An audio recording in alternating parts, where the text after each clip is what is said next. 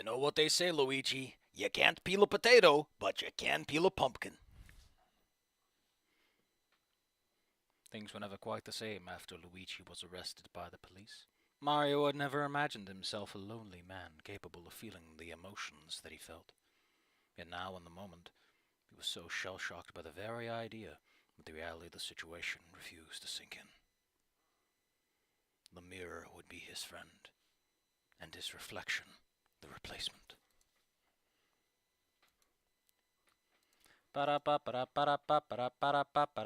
Hey!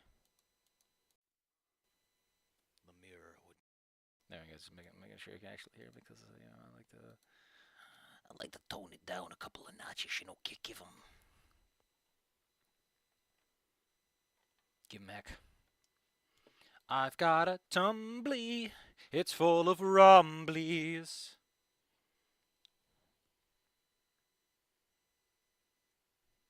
Anyway, I should probably turn on some music. That's why you come here, isn't that the case? I hope it is. It's half the reason. Let's pick something. Let's go with a nice rockin' it song. Fighter? Sure, why not? Sure. Anyway, the list is gonna be gone until it comes back. Until it comes back. Also, I forgot. I was gonna ask a friend. I need to ask them right now. Well, she's online, so I can get good advice.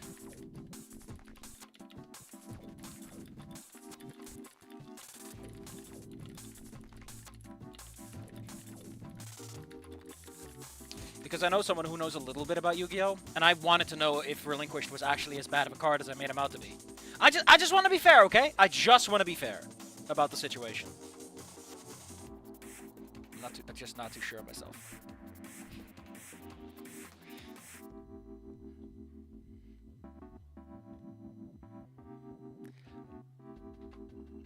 Woo. Yeah, that's how it goes. Anyway, I think I managed to find approximately where we left off. Oh, that reminds me. I should probably put all that footage where it belongs, which is in the folder, the right folder. There you go. I'll keep things a little more organized. You know what they say, Luigi. I didn't buy this folder to put nothing in it.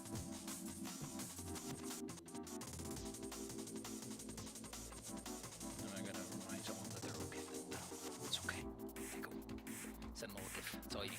Just so a reminder can do wonders for someone's mood. At least I benefit from people not shutting the hell up. But let's get to it.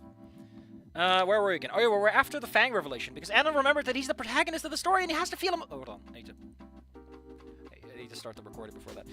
Last time Anon remembered that he's the protagonist of the story and he should do something. Should he do something? He should do something. But should he do something? He should do something. The truth, Miss Katsuragi, is that Anon has not done enough. I legitimately feel like the lack of a POV swap has significantly harmed this plot point because Anon and Nasser, I don't see it. Like, there's no chemistry between them, so outside of him caring for his sister, there really isn't a lot going on, and it's... Like, Nasser's there because Olivia's crushing on him, which is, like, the most awkward way to compose your friend group. Why is she here? Why is this man here? Oh, because he's fucking making out with my sister. That's the only reason I got. Sorry to tell you, buddy. It's just an awkward reason to put someone in your friend group. That's such nerd fallacy of, like, oh, if they're my friend, they're everyone's my friend's friends. Anyway, that's all I got for you. Let's get down to it. Where were we again? Oh yeah, we found out that Ripley sat on his phone with his big ass. Now, I don't know if it's because he's heavy or because he just has a finely chiseled behind that crushes anything he sits on, even if he sits on the softest of beanbags. But you never know. You just never know.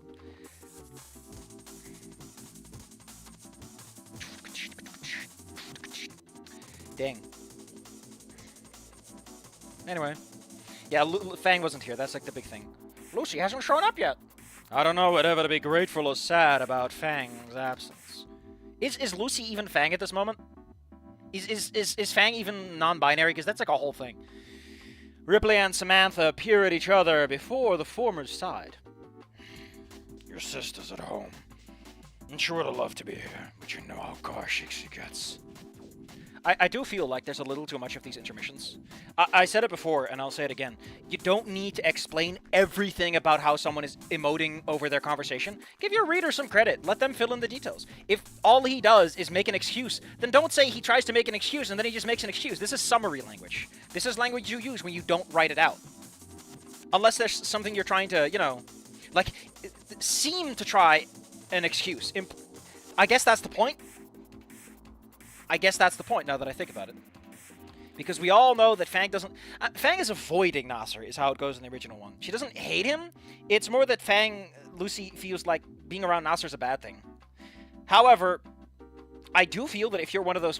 You know, you're one of those writers who has, like, a lot of confidence in their writing, you would probably do a little bit more with the emoting back here, and then you would let this stand on their own, so that when the reader later finds out the truth, they can kind of, you know, you can leave that stuff in. That's fun. That's what makes a second read exciting. You're like, oh, but if you put it there in the first place, everyone's like, I already knew that. Like, you already told me. There's nothing to discover. I'm not saying you have to. In fact, that's how you, generally speaking, write books for certain types of audiences, is you avoid that kind of second reader analysis, but there's fun in doing that. I don't recommend it for fanfictions ever, because very few fanfictions get read more than once. They are usually read as a process a la Homestuck. No one fucking rereads Homestuck. No one is rereading your fanfic. Trust me on this. Online writing is like read once and once only, especially if it's you know what I'm hinting at. Wait, nudge, nudge. Nasa paused before nodding. See, this time it's actually fine for him to pause, because he would legitimately be like, oh, my dad's telling a lie again. This is a moment where him having a pause makes sense, because there's a back and forth that Anon is not privy to that these two characters would understand. So Anon would notice the unusual behavior in this conversation. The problem is they're pausing so often that this doesn't stand out anymore. This is not a meaningful emotion that communicates that Nasser knows, that his dad knows that he knows. This is just another pause. That's why you want to be careful with stuff like that. It takes away the power that suddenly pointing something out can have. Anyway, moving on. Yeah, it's fine. He responded, unburdened with his answer. Oh, so he's just a fucking idiot. So why did he pause then? Because he's upset? Then why not just say he's upset about it? This feels like you had such a good chance to indicate something that Nasser would be privy to because it's his home life, and like give this fun little character depth, like he knows and he's been through this and this is his life. But this implies that he's just fucking clueless, like an idiot. This makes him look so stupid. Nasser... he's not Damien, but... You know what I mean. Oh, sorry, I forgot to turn... I turned off streamer mode because I had to correct something. I forgot to turn it back up. There you go. I just feel like this is where incompetence... Like, let's put this out here, right? Someone smarter than me told me that there are, like, levels of how incompetent someone is. There is... doesn't know... How to put this? The middle level is capable of doing something consistently alright. There's just a nice straight line. There are no flaws. In, like, the worst level is, like, you don't even know you're implying things or have failed to imply certain things. Like, you have just left a perfectly good story point on the side. That's one thing.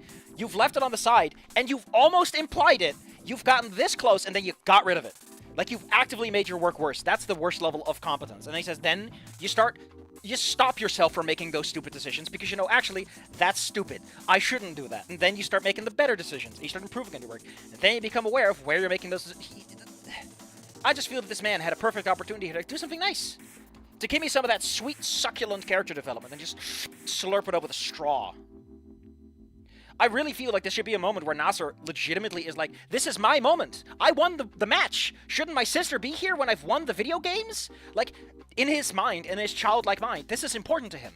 So logically, it should be important to Fang to some extent. And Fang should be there. Like, he has a girlfriend and everything. Like, from Nasser's perspective, this should be like a defeating moment if he really cares about Fang the way that he supposedly does in Snoot Game. He should be beat up by this. Or maybe... this is what beats him up later. You could go into that. I would love to see that storyline of Nasser at this moment realizes that his sister's just fucked. And that shit is this bad. And this is where that degradation and cynicism comes into play. That also is a fun story to talk about. Underappreciated, the decay of Nasser. You know what I'm going at.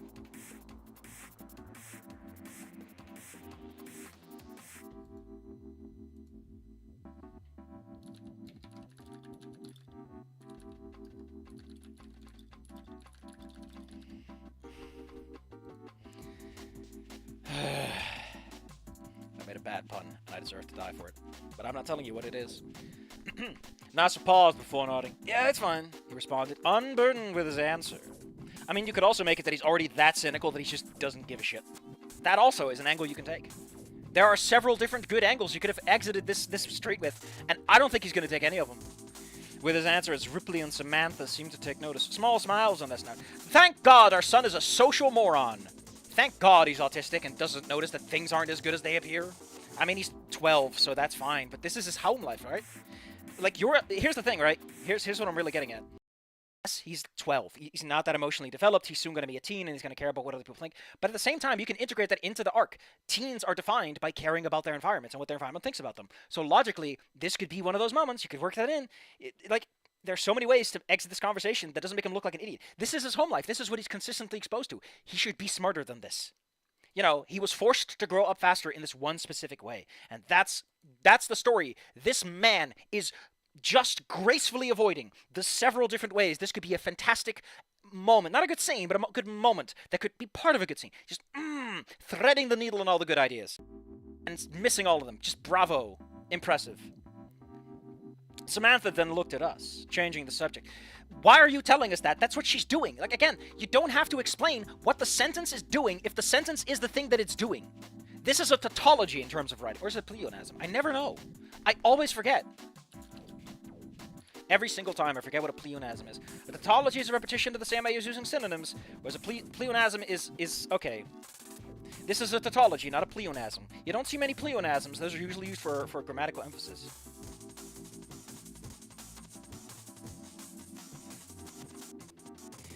Nasser's separated. I love the idea that... like, I know what he's saying. It's just Nasser walks forward and joins his parents, but... something about the idea of Nasser separated, my brain is immediately like he splits in half. Nasser can self-clone. He's got that clone jutsu.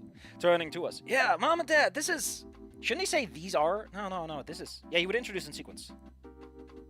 Sephi, how the fuck do you make this mistake? You must be Anon. Ripley approached Warden, grasping the Allosaurus' claw with a firm shake.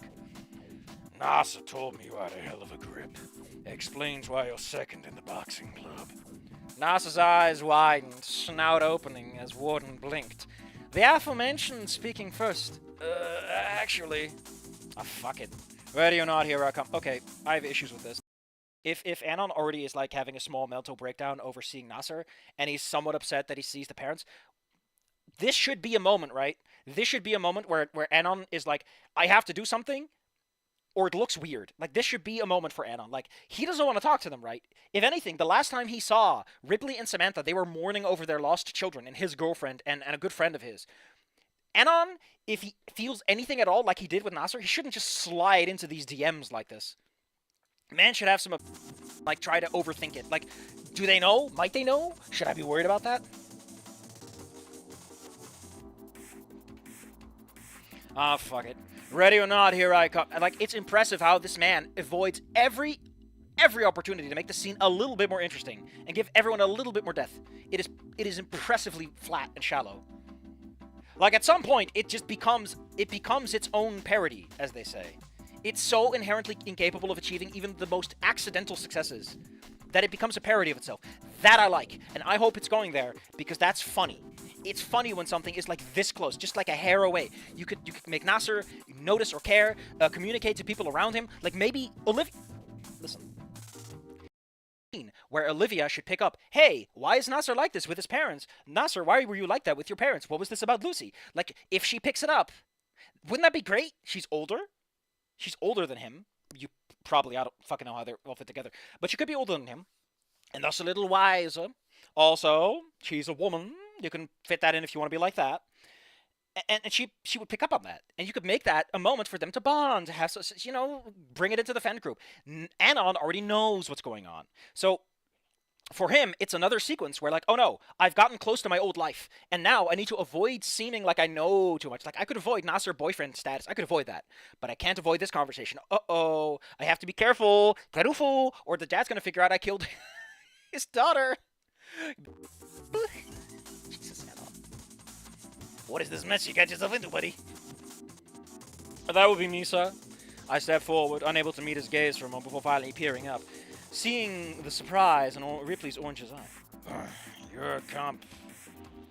Okay, so not only he's not just racist, he's dinosaur racist too. I guess Ripley's just an equal opportunity racist. What a generous man that he's just racist against everyone who wants it. You'll get it, don't worry. If there's a stereotype, this man will live up to it. By reminding you. A quiet frown from Samantha seemed to have Ripley put more thought into his words, awkwardly raising his claw to me. Again, claws aren't hands, but we'll skip over that for now. Sorry about the mix-up, kid.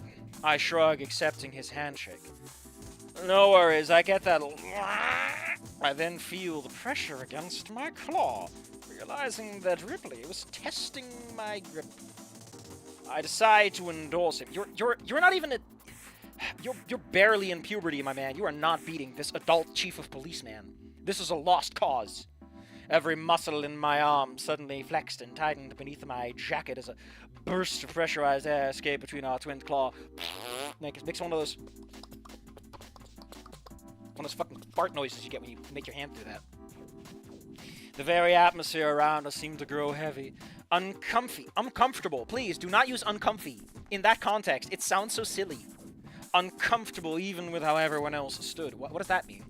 All the while, Ripley raised the subtle eye. His eye went way up there. His frown and eyebrow remained stationary. His eye just pushed into the top of his skull, while I maintained my concentration. After a few moments, we both relinquish. I still have not gotten an answer if relinquished is a good card or not, so I'm sorry about that.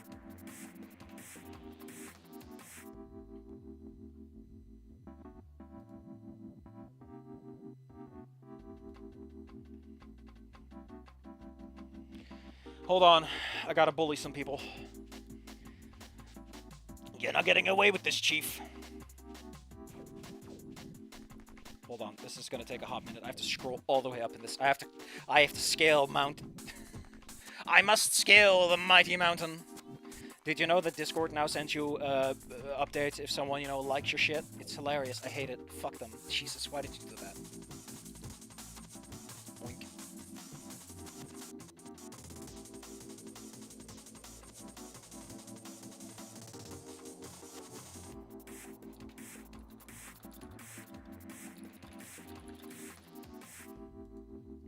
Let's move on. The bully has successfully been executed.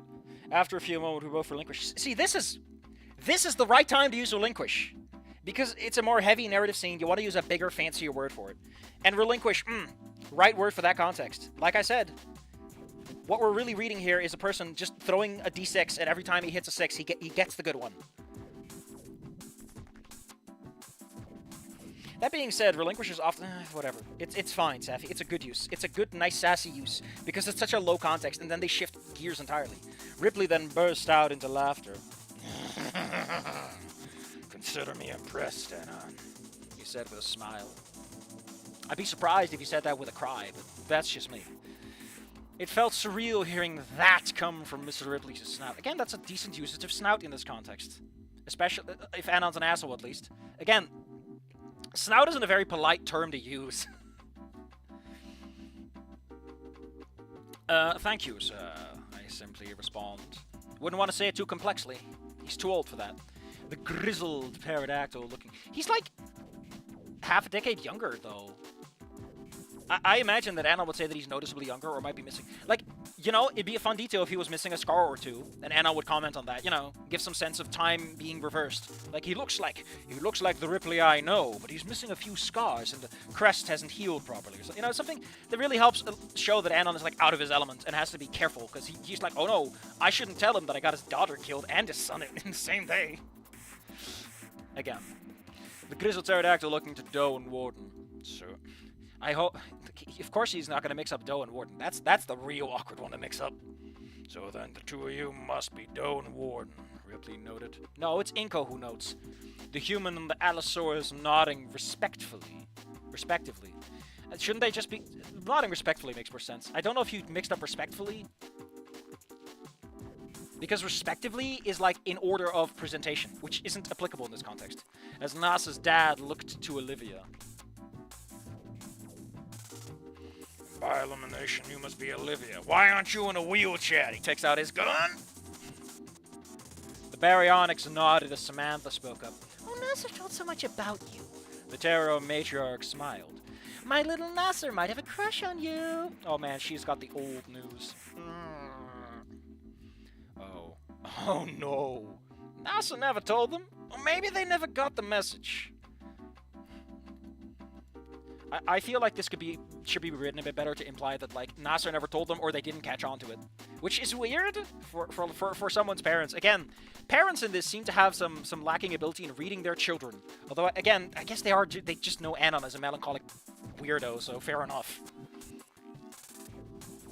Again, having a child that's actually an adult must be so strange. Regardless, Ripley and Samantha were completely in the dark as Nasser stuttered. Well, actually, Mom,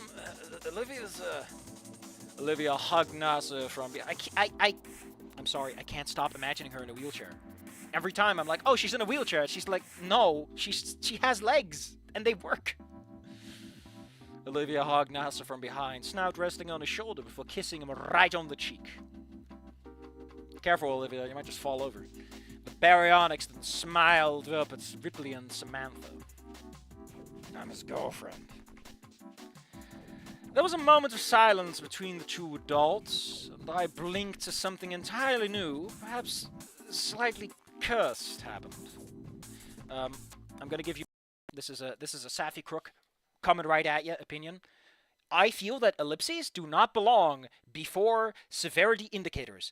They can work in some context, but the severity of this isn't the thing. The ellipses should be perhaps slightly cursed. You know, the lingering moment in this conversation is the nature of the adjective, not the severity of the adjective.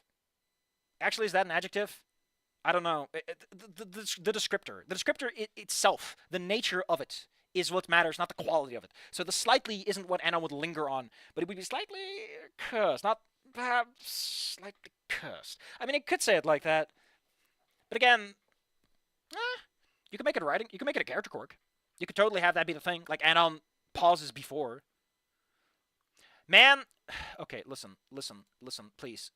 I pray to the writing gods. I too had a period where I just loved using ellipses. Right now, I'm in my semicolon phase. I am just using that semicolon at least once a chapter. Cannot resist. I'm just imagine me in the supply closet, just making out with that. Oh, it's a cat. What the fuck is going on with this cat?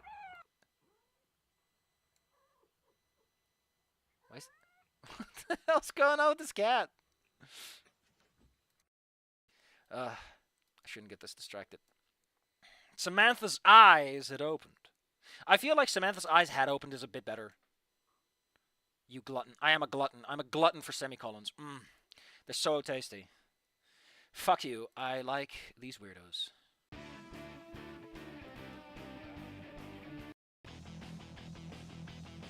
Sure, why not? It was like I was looking at entirely different dinosaurs. Her eyes was gold, just like Nasser as her snout dropped open. So, at this point, it's just getting weird how many people have amber irises. Like, Samantha is not part of the same family, right? Actually, what are everyone's iris colors in this series? I don't even know. Maybe it is like a more common one for dinosauruses. My baby has a good. It was too much for the petite pterodactyl. Again, that's not an alliteration. I know in writing it looks like one, but those gold eyes rolling shut. Oh shit, she's fainting. As she swooned back, Ripley catching her mid-fall as he shook her. He just immediately goes to shaking her. Samantha!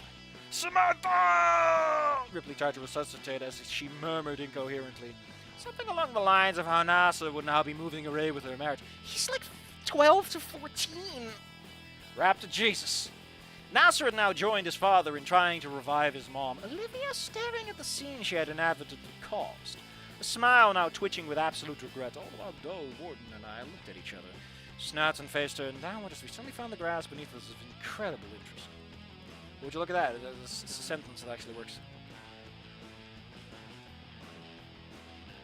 You know, you have a point there. Anon is very interested in Nasser's beautiful, bright golden irises. again, it's such a sweetheart term. We already know this is a romantically charged fic, right? There's a romantic angle to it because we have Nasser, and like, you shouldn't use terminology like that at that moment anymore. You've excused the capacity to talk like that about people. The rest of the Meteor Bowl will spend cheering for. Oh no, we're a bit more cool now. Let's pick up something a bit more cool.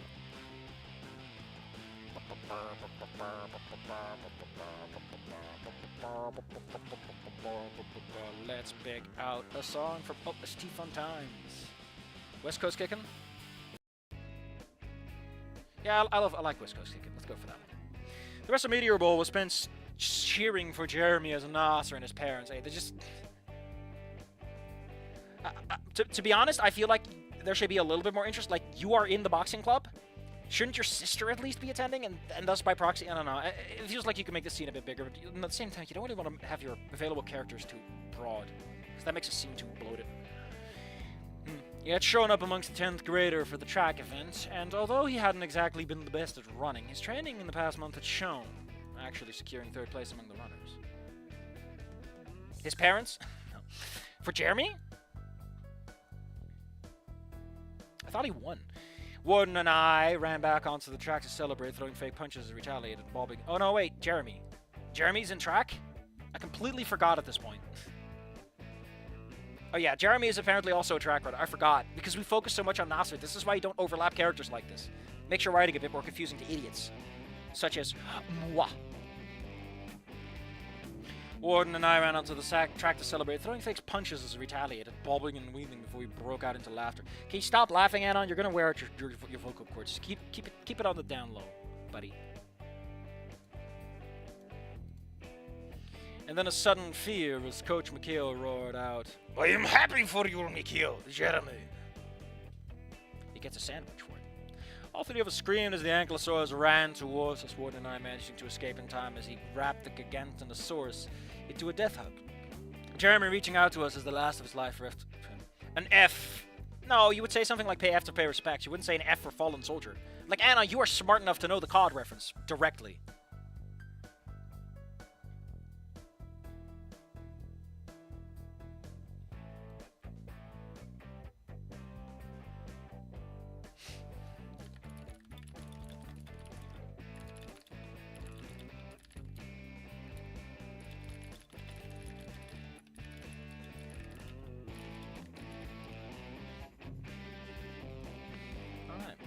After a few more events, Meteor Bowl began to come to a close, the entire field illuminated by a giant papier-mâché meteor as dusk filled the sky. That's pretty nice. That's a nice visual.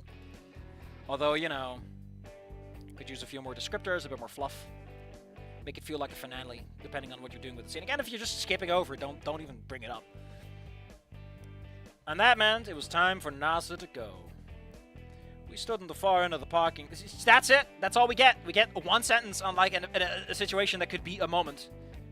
Like, you're allowed to have Jeremy and Coach McHale do this at that event to give it a, you know, you can move things around so that there's a visually interesting. I'm just saying, you know, you don't have to set things where they realistically belong. That's why writing is what it is. That's not specifically this writer. It's just generic writing advice. Also, all these paragraphs start with an A. I just noticed it because my brain's like,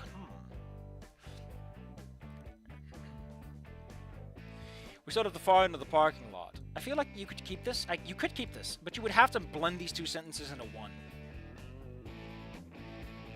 Because this is a bit too clumsy. We stood in the far end of the parking lot as Ripley and Samantha retrieved the car. I mean, I could imagine Ripley just fucking lifts that thing. Like it's a paper bag. All of us awkwardly standing around, not sure how to address the fact that he's just fucking deadlifting that thing. Unsure what to say is, I like how he leaves on the day, right? It's like you're... Can I hot dog shit this is? You just did the most important sporting event of your life, of your year, and you're dead tired, and it's like, pack your shit and get the fuck out of the door. That is so mean. Give him like a day or like an evening. I don't know. This feels so bum rushed. Not like from a writing perspective, but from like a in character, from like a Watsonian analysis. It feels mean spirited to the students to be like, yeah, you're out by the end of the day, on the day you're performing. Like, oof.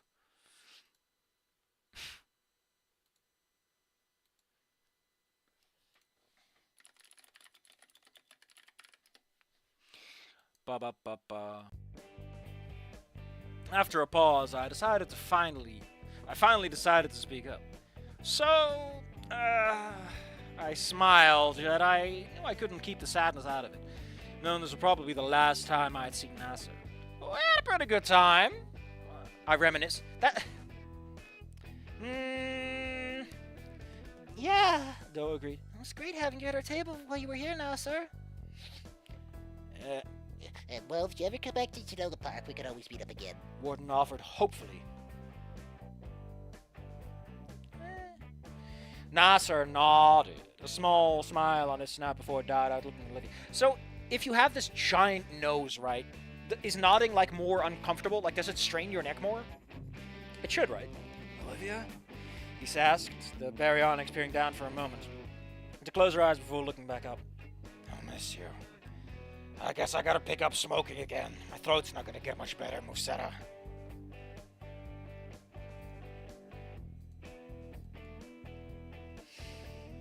A saddened frown grew on the pterodactyl's face as the two embraced, his wing protectively folding over as he murmured, I really don't like this one-winged angel look like, it's always just the one wing, you know? It makes him feel unbalanced in my head in a bad way.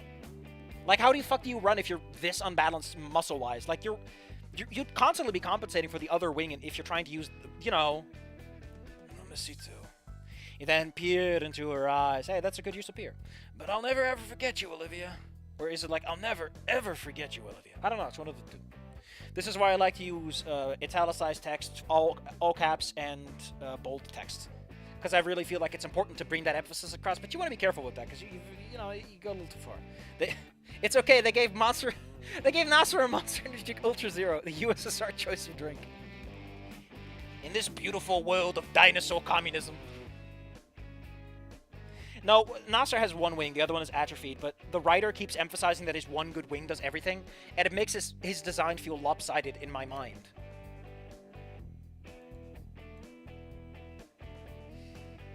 The baryonyx sniffles. Tears now beginning to stream from her eyes as he choked back a sob, leaning her head into his chest. Damn. The whole scene was like a gut punch, Doe leaning against Warden for comfort as all of us looked on. I'm alone, though.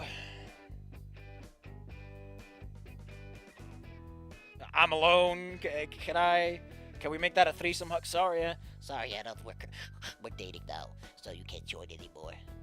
I must protect my woman from foreign men. Dude, I'm your friend. What the hell? She finally seemed to gain control of her breath, looking up. So will I, Nasser. Why the fuck are you saying his last name? Why doesn't Olivia get a last name?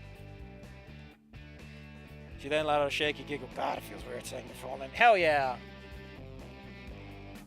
Why don't you give me your last name? That way we'll both be weird together.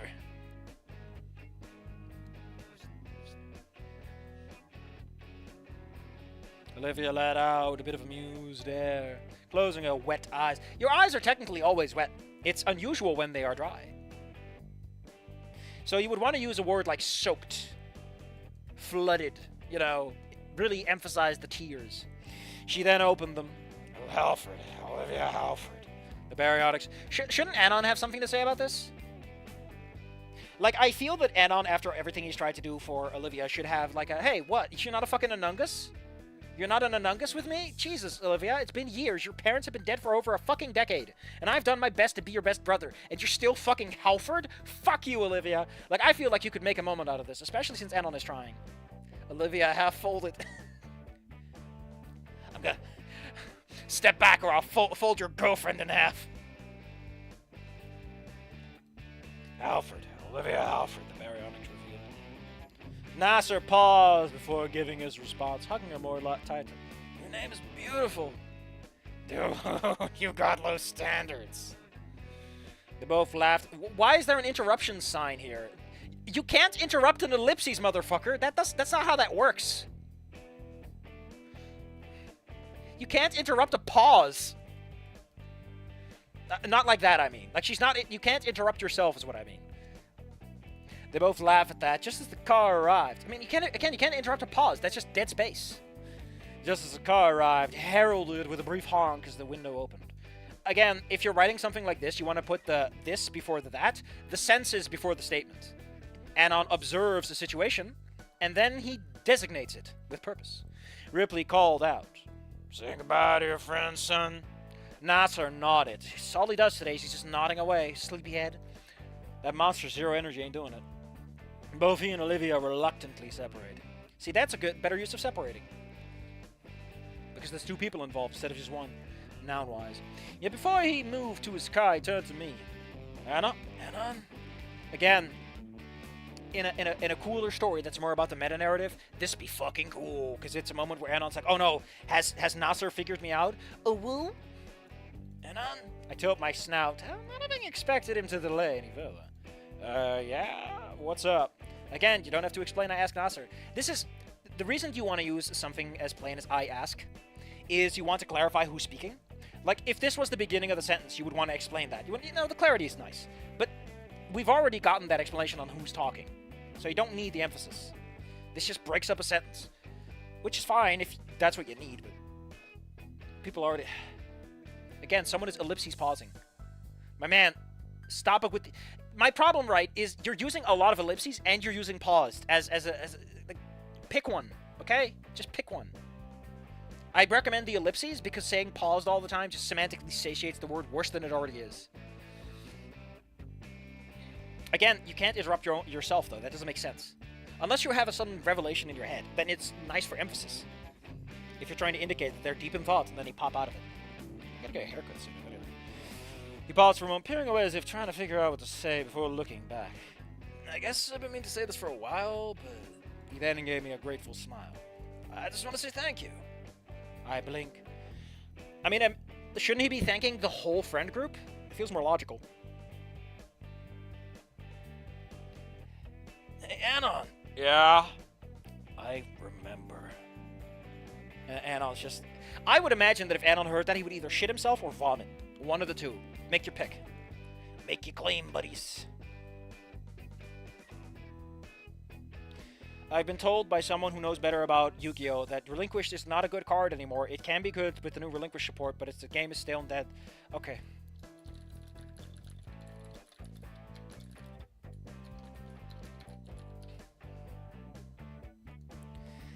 Well, that's a nice way to end that plot. Anon shits and vomits. Does he also piss himself? Are we just going for every bodily fluid gets expelled from this man at once? Ew! Would it fucking kill you not to shit vomit all over yourself, Anon? Is he sharding? He's not just shitting himself, he's sharding himself, and pissing himself, and vomiting, and crying. Is there anything we've missed at this point? Earwax? I guess boogers? Anon, what the hell? Get some water, man. You're dehydrated from that instantaneously. Oh, he's sweating. He's also sweating. Pot of Greed is banned. That's a major bullshit idea. That card's ancient, but it's such a fucking goofy card. Even I knew that back in the day. I play Pot of Greed, and then I play Pot of Greed. I mean, everyone's gonna play a full set of those. My deck is just Pot of Greed 16 times, so I can draw my entire deck into my hand. That's why you don't. That's why you put a cap on things. That's why you put a lid on things. On that lip. I blink. When I first came to Mesozoic Private, I had nobody. Nothing. No, the other way around. The other way around. He had nothing and nobody. The emotional connection, the social connection, that's what Anon offers. Anon offers the somebody. So he should say nothing and nobody. Because that's the worst part of the sentence. That's how you structure that, because that's what makes sense for what he's saying to Anon. Oh, how do you fuck this up? Like I said, this motherfucker's just rolling a d6, and if he gets a 6, he writes the smart version, and otherwise he just fucking deftly fucking skill cancels his way out of the way of a very good scene. Oh. You was this close, but no cigar. Anyway, I gotta give this guy pats because they help me out with figuring out if this card is good.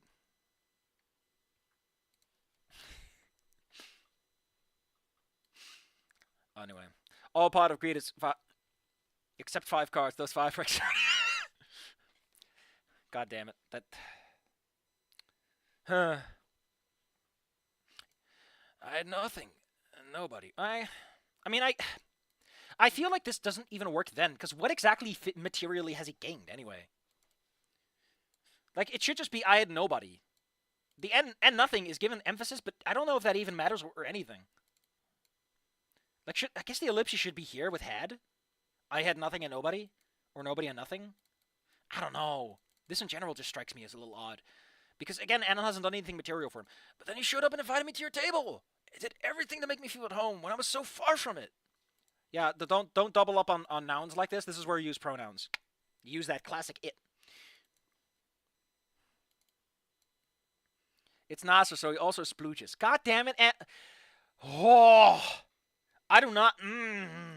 I don't like that. I don't like that. I don't like. Backing off. You gave me something. Oh, sorry. I mean, you gave me something. Because he's grateful. Nasser that offered a claw to shake. And for that, I owe you everything. That's a terrible exchange rate, Nasser, for fuck's sake. I froze up for a moment, thousands of thoughts going through my head. All of them are that I want to get in his pants, even though he's 2 years younger and technically a minor. And by this point, I'm 30 years old, so... this situation is just the most awkward it's ever going to get. Maybe I should be the one to shoot up the school this time, you know? Just cleanse all sin. Just thinking of what led up to this moment. A part of me felt that I was still unabsolved. What the fuck are you talking about? No one's dead. That everything had happened. But I ignored his claw and hugged him instead. Jesus fucking Christ, Anon. This man is not beating the allegations. I don't know. I thought I turned streamer mode back on. It is turned on. Then why is my status not set to streaming? Discord, I thought you specifically had like a streamer status that's like, you are streaming and everyone has a right to know. Yeah, like everything, it's not even hiding usernames. What the hell are you doing, Discord? You fucking clown! I turned streamer mode back on, and you're like, no, you didn't. No, you didn't. Turn it off, turn it on. No, it's just stupid.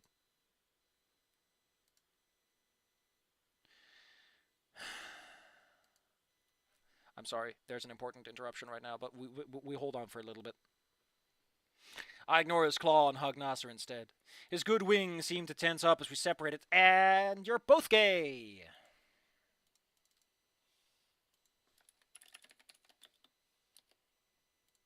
Now you're both gay! That's my attack, you're gay now! Shit. He's having a win erection. I've learned that one from My Little Pony. Actually, I don't even know the fucking context of that, or if that's even real. I just noticed someone made a joke about it. You know, when they get old enough that their wings start working, the muscles aren't exactly under control, so they randomly spasm stiff. Actually, I had a plot point with that. I forgot where and when that was. Who the fuck was it for? No, yeah, it was. I think it was Call Me Fang where I did it. Where Trico is in Fang's body. Or something? No, anyway, you have to tie... The idea was they have to tie up their wings, because when you're exercising, you might randomly have, like, muscle spasms and hit the guy next to you and just knock him out with your wing. Because wings are pretty strong. And Nasa? Yeah? Puts his hand on his shoulder. Dog never date a para. Might be good at the beginning, but the para pussy ain't worth the rest. Anon, how do you know what it's like to lay with Naomi or Mia or anyone of the sort? I just want to know where you got your intel from, buddy. Anyway, I gotta look at something. It's very important that I do. For plot contrivances.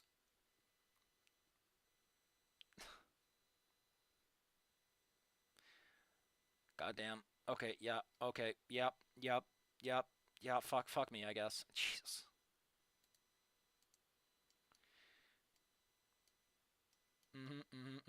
Oh, this is the close-up. Man, there's some drip in there. Oh, that's cute. Hold on, this is important. I'm sorry. Sometimes more important things happen.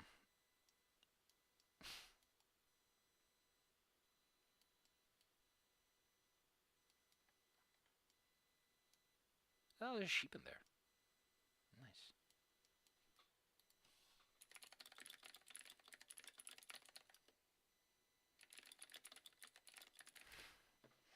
There you go. YouTube, you're doing the thing again where I can't see the full text. I can't see the full chat, YouTube. Please. Please. We're just stuck with this now, I guess. Alright. NASA, I finally speak. I speak my soul. Don't say your true name to people, Anon. That's bad. You don't owe me anything. If anything, I'm still indebted to you. Why? We're not going to talk about that right now. Of course, he knew how significant he was, but not to the extent it was to me. Yet that didn't matter, because I knew I had done... What the hell are you talking about? Like, you don't say that when you've gotten confirmation. Like, what are you fucking taking, Anon? That's what you say when you're left behind, and you never got to say... Fuck you. Get out of here. But Anon, I need a woman who acts like she literally owns me. Just utterly... But Anon, I need a woman who acts like they literally own me. Just utterly dominate me. It's just... Anon, you wouldn't get it. You humans are too independent. Anon's just standing there, being the lanklet that he is, like, what the hell are you talking about, man? I mean, you can go date Mia. That's your risk. But just don't date Naomi. That's gonna fuck everyone over. Actually, there's like a 2-year time gap between them, right? So, logically, I guess Nasser is sort of on the right age to date, you know, Mia. That's a weird thing to think about. Might be a bit old, but, you know, it's just like a year. It's not a huge difference. He has graduated high school and he's going to medical school, so there's a whole other conversation to have there, but that's just a weird thing to think about. Like, if a 14-year-old graduates high school, that's such a weird dissonance. Ugh. Really shows how preset stages of life really define our understanding of certain kinds of concepts and relationships. Olivia and I were... Oh, wait. He opened the door to clamber inside with his luggage. Ugh, he's in the back with the luggage. Ugh, love that comfy shit. Oh, wait, I forgot this part. Nasser paused, Olivia now beside me as he looked between the two of us. Just the two of us, snout quivering before he briefly closed his eyes, fresh tears finally escaping as he let out a sad but relieving sigh. The three of us nod as I relinquish my claw from his shoulder, Nasser returning to the car as he walked away. He opened the door to clamber beside his luggage and waved at all of us. Jesus! The fact is that particular element is in fact canon. It's a Snoot game, which is the part that fucks me up the most. Bye, Nasser. Alright. Bye, Nasser. So long, dude. Olivia and I wordlessly smiled, watching Nasser wave at us, back at us from the window, Ripley and Samantha giving a courteous wave from the front before the car began to drive off. Why did I feel like something important was being forgotten? I looked at Olivia for a moment, the baryonyx noticing my gaze. The silver eyes then widened to an obscene degree, not to obscene degrees, to an obscene degree, as I suddenly came to the same realization. We've got to give him the drawing! If you're using bolded text, aka you're aware of that being a concept, you should probably bold this text too. I'm just saying, he's going to Hogwarts. Nice. Good for him.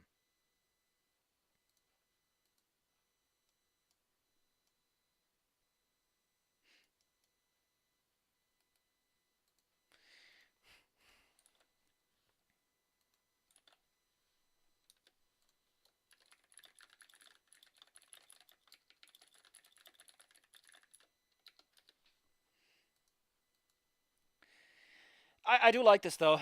They forgot to give him the drawing, despite everything. Actually, wouldn't this be a good moment for Anon to realize that? And, like, I don't know, it just... I want to know what the forgetting is for. You know?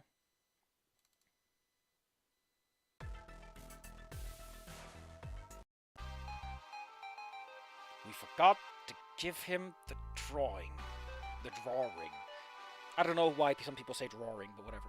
Oh yeah, Nasser's going to Hogwarts. That's what's going on. The two of us burst into a sprint, much to Doe and Warden's surprise. Olivia is struggling with her backpack as she called out, "Wait! Goddamn stupid smoking ruined my voice. I can't shout and on scream."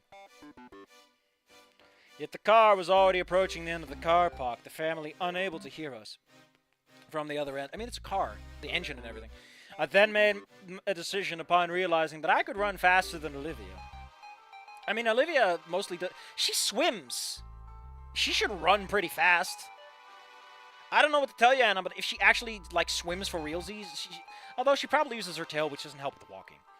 Pick up the gator. I grab Olivia and hold her horizontally like a football as I practically burst with speed, two of us shouting like lunatics.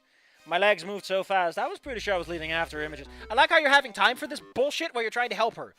While Olivia and my body pushed beyond the limit of how fast it could run. Then why aren't you on the fucking track, buddy? Shouldn't this be Jeremy's thing, if anything, given the context? Why did you put him in the track team if it's not relevant to the plot and in like, the most obvious manner? This is 4 years before the game. The game is 2020, so yeah. Dying Light will be out. The car thankfully came to a stop as I reached his side, NASA lowering the windows. He blinked in surprise. What happened? What's wrong? I panted, unable to say anything due to my burning exhaustion. Oh, you fucking fool. As I sat Olivia down, the baryonyx reaching into a backpack to produce a rolled-up drawing. Why did we have this moment at all? This does not... Like, all this does is give Anon a good guy moment, I guess. But we already established he did good. He already said to himself, I did good. Why are we doing the good guy moment? Like, shouldn't this be what he says, I did good too? Like, the sequence, the order of events doesn't make any sense. Also, the fucking scene ends immediately afterwards. Like, this could have just been cut and it wouldn't do anything. Just give the drawing, it doesn't do anything. It's a weird moment. Unless they're going to call back to it in the future, but, like, I don't see the point of keeping this in. Almost forgot. She admitted, handing him the paper. Do whatever you want. Nasser accepted the unknown gift with a hint of confusion, bringing it into the car before looking back. The two of them pausing for a moment. And then they both leaned forward, Olivia having to stand on her tips. Is she that short? While Nasser clutched the side of the window, sharing one last kiss goodbye before separating. Well, you can call each other, right? You're in the internet era by this point. Both of them smiling at one another as the window rolled back up, the car driving off onto the freeway. It disappeared by the You're at the freeway? Jesus, man, careful. And just like that, Nasser had left Mesozoic Private. I still think it's such a weird name. I know why they do it. It's because the school is like every single one. It's so weird.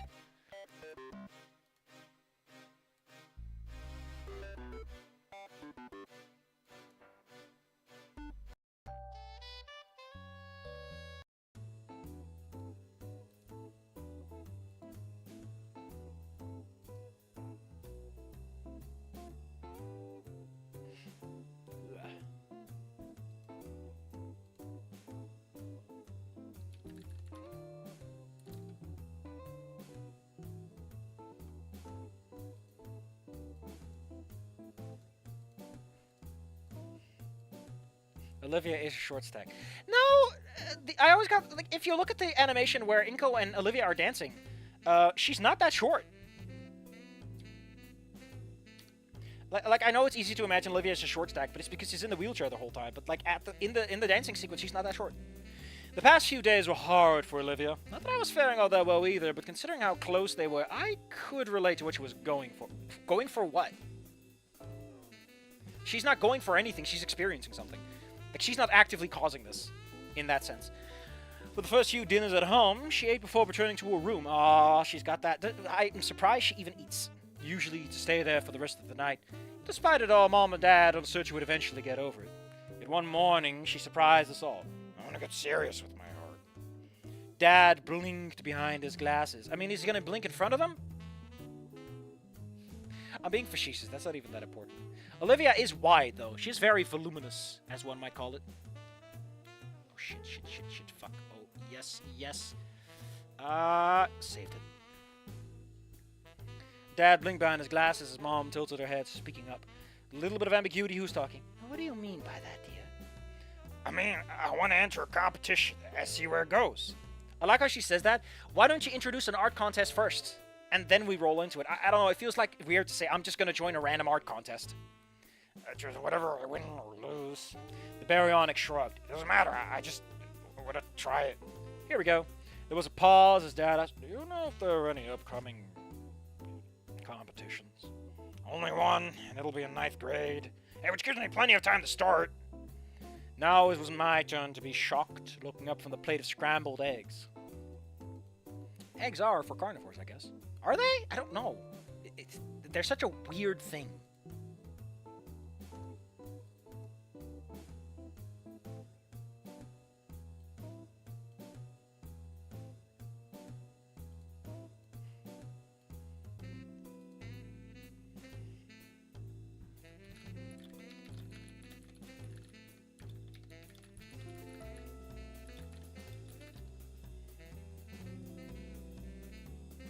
You know what? Fuck this. Do I really want to do this right now? In the middle of a stream? Fuck it, why not? Really?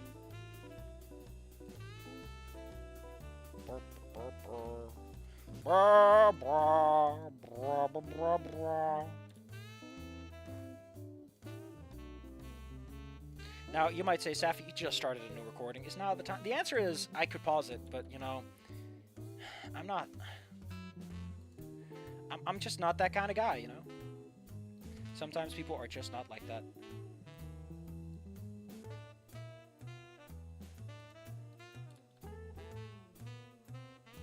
You know, sometime... You know, Luigi, there's a time for everything. And now is not the time. The answer to that question, of course, is there ever a time, then? If now is not the time, then how can tomorrow be the time? What sets apart today from tomorrow from Toyota? I think I'm screwed. I need more space than I have. No, I need more space than I have. No! No! I need one more. I need two more, actually. Two more. Hold on, please. Hold on. Okay, I'm good. I'm good.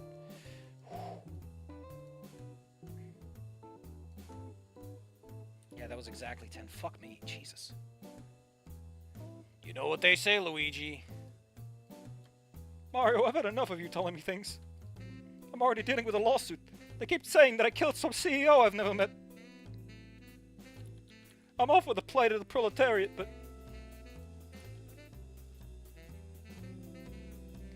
Man, I hope that conversation doesn't die down. Because it is fucking hilarious watching every newspaper go, no, it's bad to kill bad people. I know that every single fucking movie we've ever made is about killing the bad man, but don't kill the bad man. Laughing my fucking ass off, if anything. Out the bend moment. Okay, that's that taken care of. I can't promise this will not happen again. I can't promise that I won't go on a rant on why I like Yeld and why I think that Ironclaw needs to escape the Dungeons and Dragons pit a duck for itself. I'm not going on that rant, but I'm really close to it, okay? My mind is going everywhere right now. It's just discombobulated. It's only been an hour. Admittedly, I've been a lot nicer this stream than usual, so I'm glad. I might have found my center. I'm sassy, but I'm not an asshole. And that's all I could ask of myself. Or maybe the writing has gotten better. Like, this is the point where you know, a new plateau has been hit. Alright. Where were we again? Now is my turn. Okay, you gotta stop preparing? That's like 2 years from now. I mean, if you're like legitimate professional artist, like you're putting your elbow grease into it, you can get really far in 2 years. Like, damn. She seemed determined, and I could tell in an instant that where that sudden inspiration came from, as Dad smiled. Alright then, just don't be afraid to ask for if you need anything.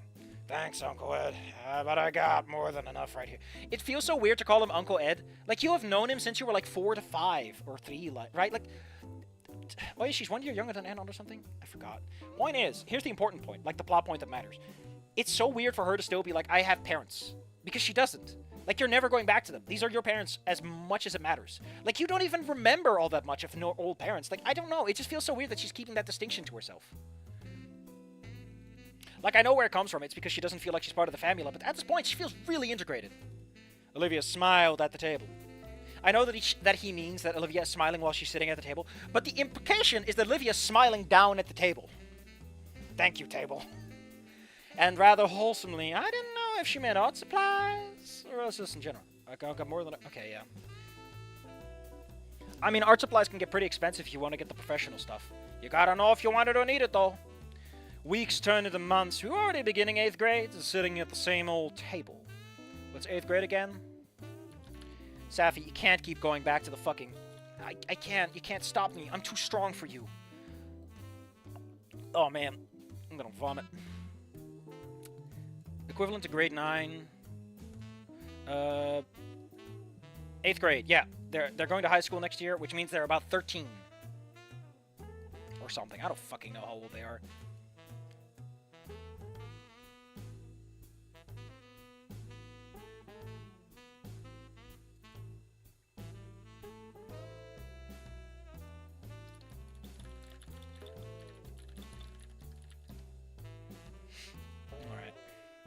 We were already beginning 8th grade, sitting at the same old table. Although occasionally we sat outside, we mostly were back in the cafeteria now that Nasser was gone, hanging out in our old spot as the B clique. Can I point something out Can I point something out that I remembered?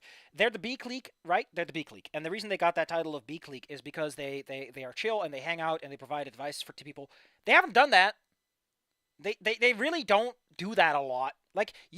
We just had this really short Olivia scene, right? That's like a screen tall. Why don't you write a really short little scene where you remind us that, oh, they're known as the B clique because everyone thinks they're so chill and they're helpful. Like, I don't know. It's just a weird thing to just establish and then never ever bring up.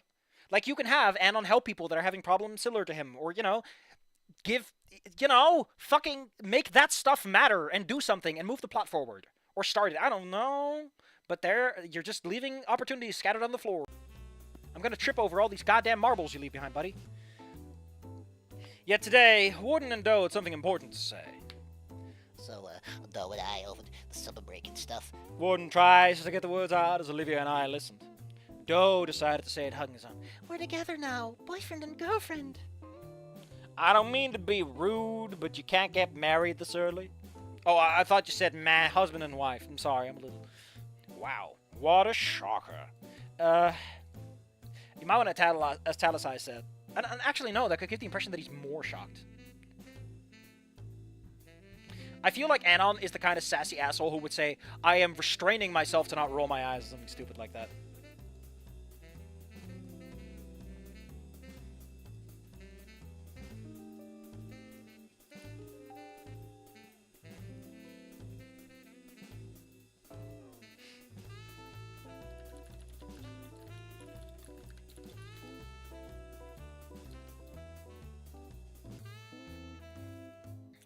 The new couple seemed to instantly notice our unsurprised expressions.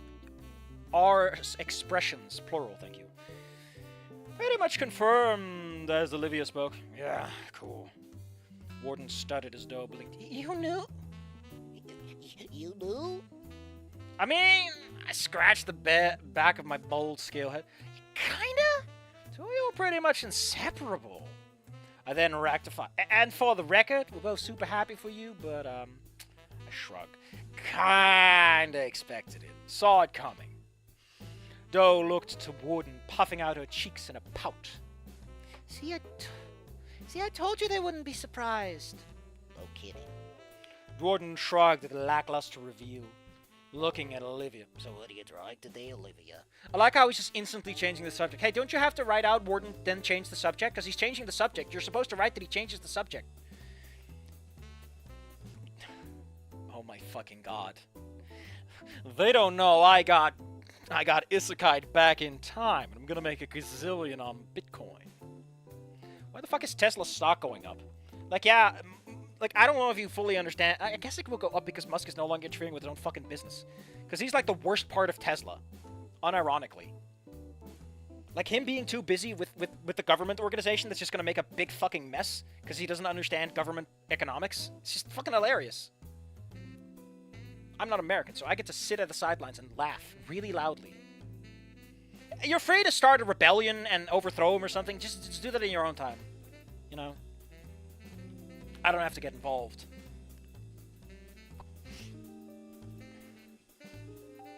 Although, actually,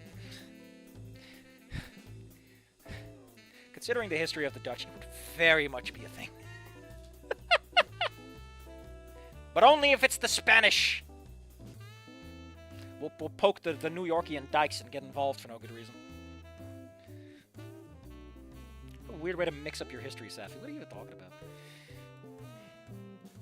I love that he's just shifting conversation. Like, he's... Can you imagine the cringe this man is experiencing right now? He's just fucking in the floor. Planning, she answered. Don't Warden tilting the head as I explained.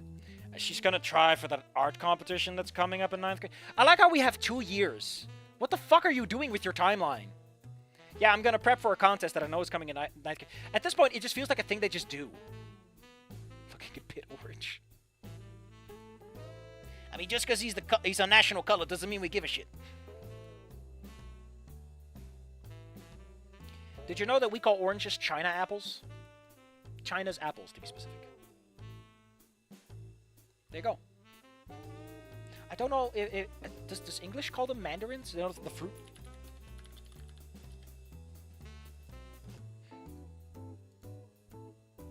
Yeah, you also call them mandarins. Which is funny, because it's a cool guy's cool name. It's like a job title that's like Mandarin. And he's also an orange. I still do not know what the fuck a tangerine is.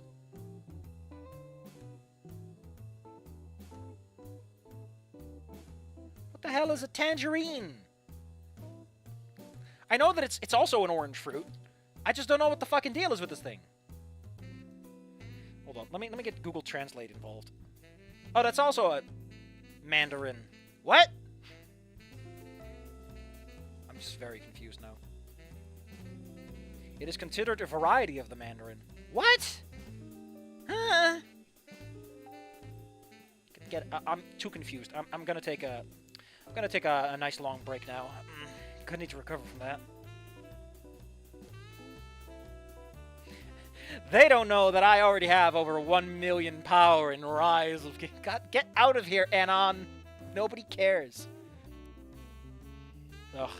He's gonna hit up Mia, and he's gonna tell Mia, hey Mia, did you know that I have 1 million power? Do you have to get isekai'd for that, or can you just buy your way into it with a few $1 million? I like how Olivia's planning this painting ahead of time. Like, that's such a kid thing to do. Like, I'm gonna prepare for this. Citrus is a whole thing. Oof. I like how we had another really short scene. Nice. I don't know yet. Oh, wait. Wow, what are you gonna draw? Don't know yet. She then winced, dropping a pencil as she clutched her head.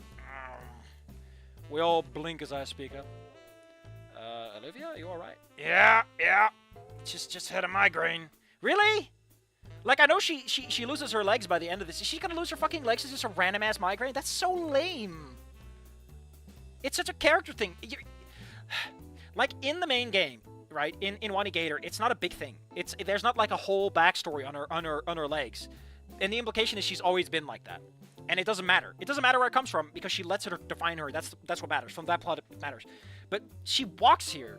Like, she could have just been in a wheelchair from the beginning if you're not going to make it a fucking thing, right? Like, just skip to that part. Don't be weird about it. Hell, you could make it a whole thing, like, oh, she's so fast on that wheelchair of hers. Like, I can run pretty fast, but she's faster on the... You know, you can make a fucking thing out of it. Like, do something with the idea. Or maybe they're going to do it with now. I don't know. Anyway. Damn. Can't be that hard to think about. You have 2 years. I say with a smirk, knowing that she was right. The Baronic's peering at me before a small tail whack, whatever. Come at the end of the year. Jesus, we're just skipping the whole year, huh? Olivia seemed to have gotten an idea. Lovely transition. But she kept it under the wraps, literally and figuratively, as when I entered a room her artist board had been hidden underneath a cover, concealed from view. I didn't dare lift it out of fear that I'd end up ruining it, but I didn't know if... But I did know it was using paint. The splotch, if the splotched cover indicated anything. That means she ruined her painting with all the paint that's just stuck to the tarp, you know, spread out, smeared. As for me, I had been working on my boxing and my guitar. If we bring Fang back, the guitar thing is so weird. It's such a... Like, the whole... You need to remember that, like, Fang teaching Anon is a moment where Fang discovers something about herself. It is a moment of power where she reclaims some of her agency. Like, if Anon can already play guitar when he meets Fang, that moment is gone, and he needs to reconstruct how that's supposed to connect the two of them, right? Like, it never happened in the ending when he experienced, but, like, you have to understand, this not happening is such a very dangerous thing when you think about it.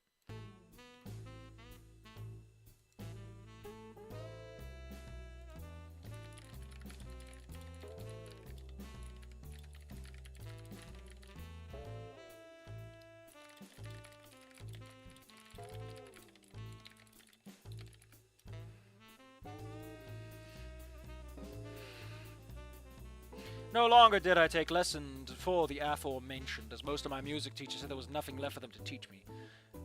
I mean, I'm gonna say that's bullshit, but Anon's been doing this for like a decade, so fuck me. I was apparently at the level where most pro musicians were. I mean, you mean where most people who teach kids are at. That doesn't mean there was nothing left I could learn. Like new songs, for example. What are you fucking talking about? That's not learning music, you asshole. That's learning to play a song, not learning music. Do you know what a musicology degree is about, Anon? Dipshit. I don't know what the song is, so I'm not gonna bother. Edward smiled as I played, speaking up. You know, when your mother and I first met, this song was playing at dinner. Oh, you were right. I continued playing with a smile as Dad and Mom looked for gently grasping her claw, pulling her from the couch as they laughed it out. Song lyrics, I don't know, so I can't sing them, sorry. I sung, all my parents danced. That's cute. That's a cute little scene. That's character building. There we go. Just took you 10 fucking chapters to realize you're supposed to be doing that the whole time. I mean, it's better if you integrate this into a larger scene than making it a bunch of standalones, but whatever. We're zooming through time. You might as well take a stop.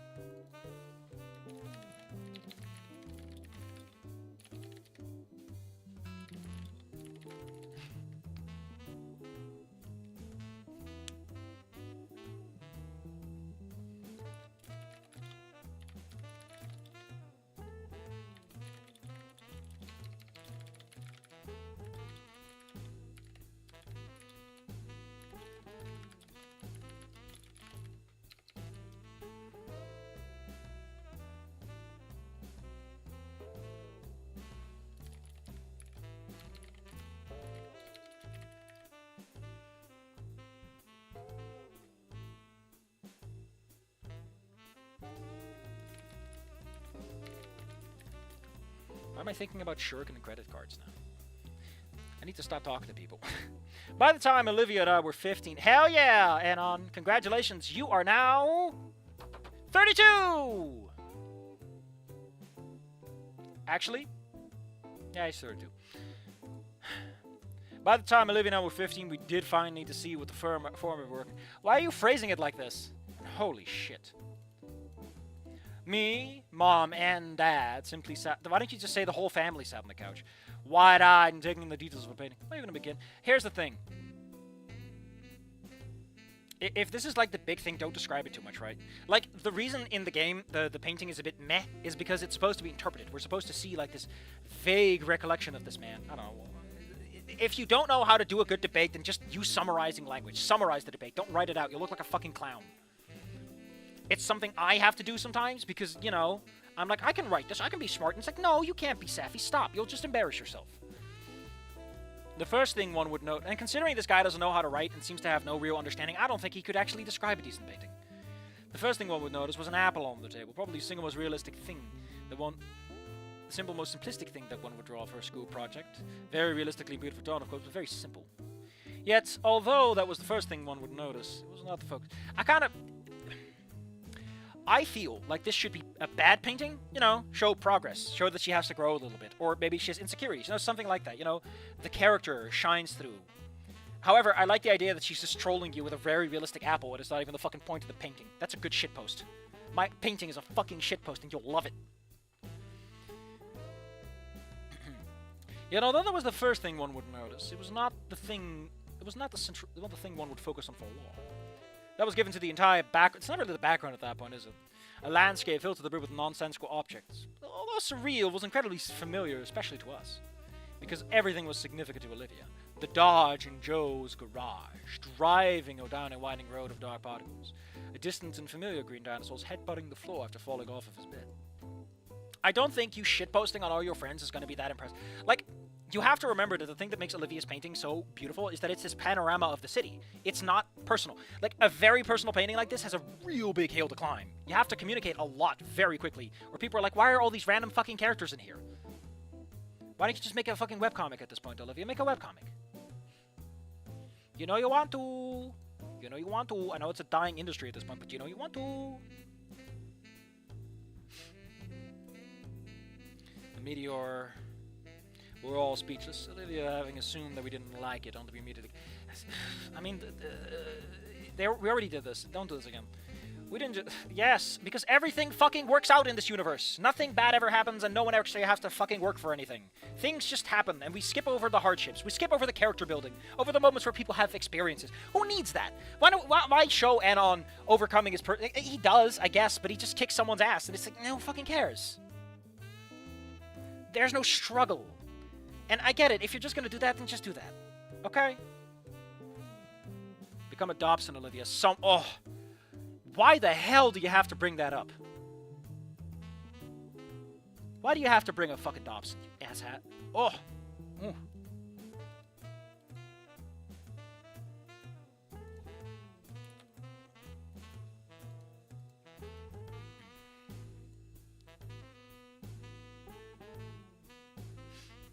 And then came the day of the contests. Not that the other works were bad, but geez, this felt bad to say. Why are we doing it like this? Why are we like, oh, we get to see the painting, and then immediately the contest starts, and we're not using a separator for this? Like the structural consistency. It's like the fucking. You know what this feels like? Like those fucking yogurt things I buy, and like all the yogurt fluid is floating at the top, and the bottom is this hard stuff. You have to mix it together a bunch of times before it's good. Listen, I follow the Tumblr that's like about Andrew Dobson. I know way too much about that guy. I don't want to be reminded.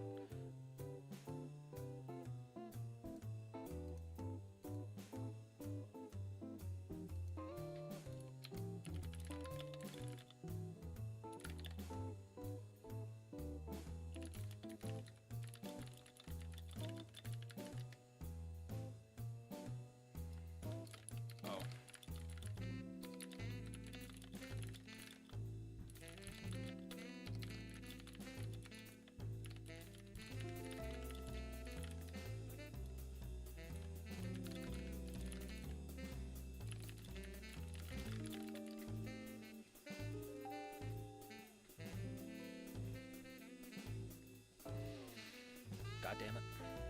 Dobson, Andrew Dobson, also known as Tom Preston.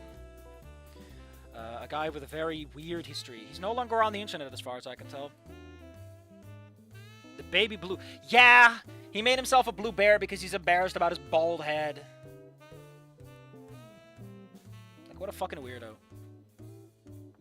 Like, Dobson, you gotta live up to it at some point, right? You can't just pretend. Also, he was one of those people whose entire his entire ability to criticize things was defined by, I'm angry. Like the nostalgia critic and the like. Anyway, the day of the contest. Everyone's art sucks, but Olivia's good, which feels a little mean-spirited. But whatever. Olivia won! The name of her painting, something. I'm surprised that fucking won, but I guess it's not a title contest. Thank you for supporting me. You know, the supporting that happened... Where? Where did you support? You just said, oh, what a good painting. That's it. The process? Come on, man. You're not milking it. God, fucking damn it. Why am I in a fucking Telegram channel where people are discussing about if they still have their foreskin? Why am I here? I'm in the weirdest places, and I don't know how to feel about it. I want to leave, but, like, when are you ever going to see a conversation like this? Where am I ever going to see a conversation like this? Anyway, Olivia is blah, blah, blah. Olivia is upset. I don't care about this. This is way too saccharine and unearned. I mean, like, they set it up, but I don't feel it's earned, you know? She hasn't earned the experience points from failing rolls for the... You know, she hasn't earned the fate points. If you want to tell a good story, use the fate system, you know? It's pretty decent at making sure to remind yourself that you should probably have something happen. She wants to play Dino Crisis. Jesus fucking Christ, Olivia, it's been a year. Have a new video game.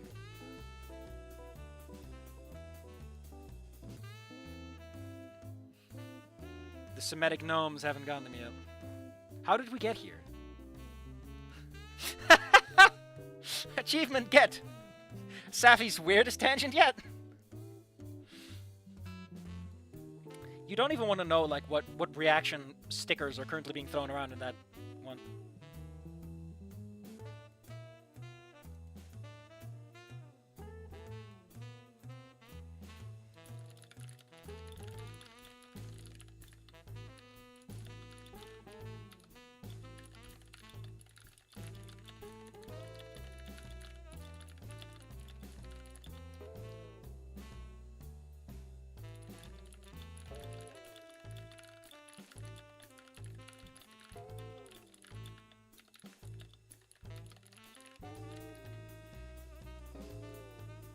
Anyway, let's move on.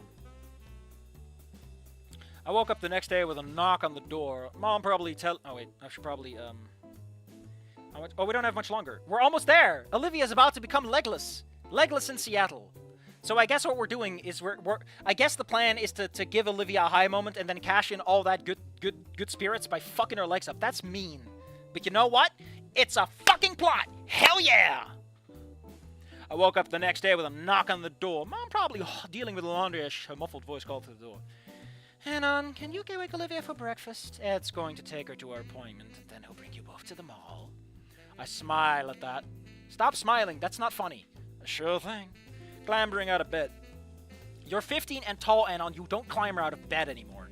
I exit into the hallway as Mom moves downstairs with a basket of clothes, knocking on Olivia's door. Olivia, come on out. Breakfast is ready. I feel like at this point you should have more code words for this. But also, I was going to say something, but I forgot what. Okay. Olivia's muffled voice was her. I personally, I feel like there's a little bit more you can do with this. Because she just won the contest. So she probably would have been talking with Anon. I feel like there's a little bit something you can do with it. What's with the tire iron?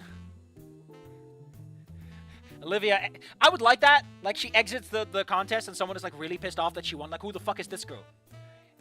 Oh my god, it's Tony Soprano from The Sopranos. What are you doing with that tire iron? I'm just taking care of business. Shit. Mia, aren't you Naomi? Oh my god, I can't believe this lady. Can you believe this lady? Tony Soprano from The Sopranos? Featuring Mia from When He Hugged That Gator? Featuring Devil from Devil May Cry. I turn around, about to head downstairs before hearing a thump coming from her room. I turn back, blinking as I open the door. Anon, you fall out of bed on a regular basis. Why are you surprised at that? Hey, Olivia, are you good? I see her head against the floor. Her snoot will be against the floor, if anything. But I don't know. With head, I always go with forehead. I guess she could be laying sideways. Her short green hair falling over her eyes while half of her body still remained in bed. Headbutting the floor is kind of my thing. Oh, wait. Headbutting the floor is kind of my thing, not yours. The snout open, blowing away her hair, frowning up at me.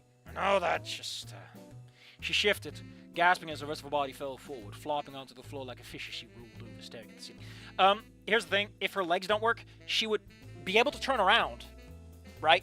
Like, you do that with your arms and your rest of your body. She would fall over when she tries to stand on her legs. She wouldn't fall over in bed. How does she fall over in bed? I can't feel my legs. What happened to my legs? I don't know, but I found these delicious chicken nuggets.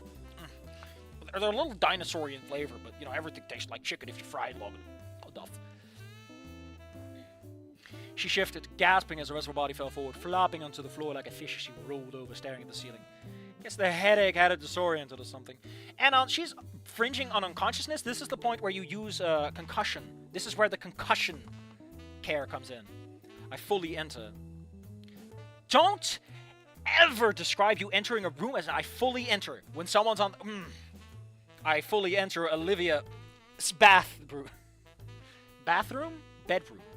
You alright, Olivia? See, I would make the... Yeah.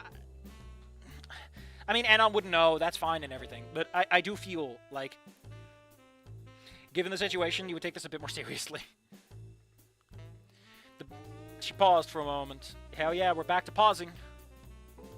Yeah, I just... The baryonyx rolls her thigh to a kneel, trying to stand up only for her leg to completely flop and collapse to the side and collapse as soon as she tried to put weight on her. Remember that in Wani Gator, she is paralyzed from the knees down, so that she can still stand up and do all the cute stuff, and the writers don't have to concern themselves too much with it. I'm fine with it, but there are very few forms of paralysis where that works, because normally the paralysis in the legs has to do with the fact that your spine is fucked up. And your spine is both legs or neither, you know? Very hard to get both below the knee like that. But a migraine could work. Scary Dave, just not...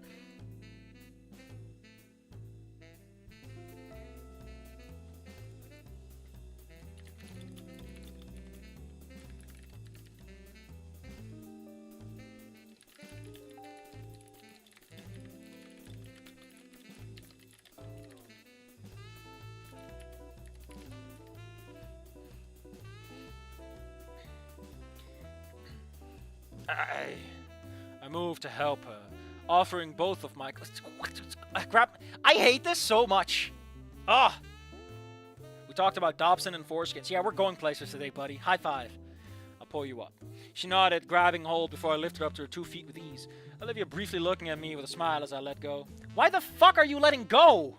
She already fell over once. What are you doing? That look turned to panic as Olivia fell back down, both legs from the knee down, splayed over the floor as she knelt. Olivia, what's... The baryonyx looked up at me, with a look of pure and utter dread in her silver eyes, unfocused and shaking. I was given a reminder that day. The world hadn't forgotten, and neither had it forgiven. She's your sister! Fuck off! Hold up. Gets a fucking Chad body, okay? Anon is a Chad. He has big, strong body. He boxes good. He runs good. And Olivia loses her legs because of you? Fuck you, Anon. Fuck you.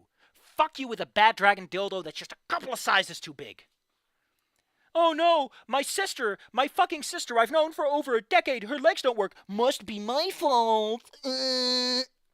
Like, I get it, okay? But fuck you. Fuck you. She just won a fuck you. How stupid. This is ending 1 levels of Anon, not ending 1 and it's been another decade and a half Anon. I can't move my legs. My legs.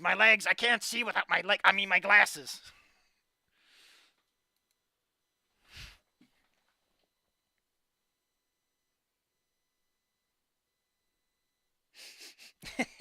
God damn it. Socially aware wolves.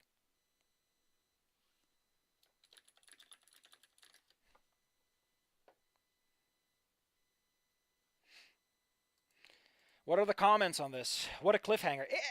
It's a good one. Give him that much. I like how... I would like to point out that at the beginning of this chapter, right? We were in the arcade at the mall and Nasser was still around. Too much has happened for this to be a clean chapter. I'm just saying. End of a prologue is the next one. And it is also pretty long. Actually? Hold on. It's actually slightly shorter, it seems. Hold on. I'm gonna go and do my magic trick. My abracadabra. Abracazoo. I know a magic spell, and now so will you. Whoops. Didn't mean to copy that. Safi, did you just almost look and replace for penis music? Abracadabra. Magic spell complete. How long is this chapter? Not that long. Oh, it's actually really long. My brain was just like, that's not that long. I like how he says this is a crucial moment in the story. Except this fucking story, like, your chapters are too long for the emotional resonance to stick, you know? Like, by the time we reach the end of the chapter, like, 18 other things have happened.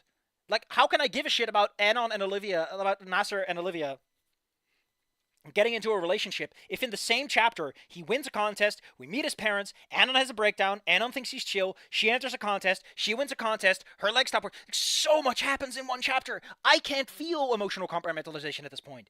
Yabingus.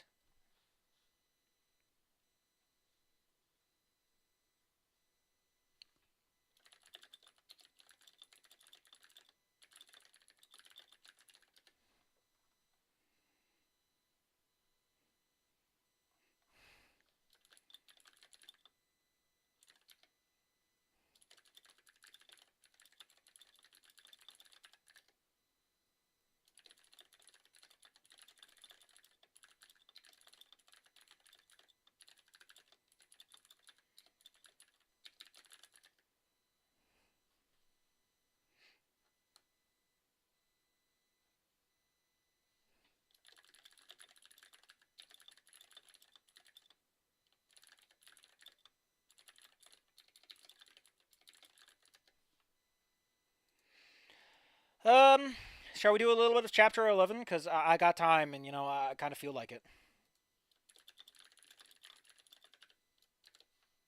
Just a smidge, just a kiss. Just a brief little kiss.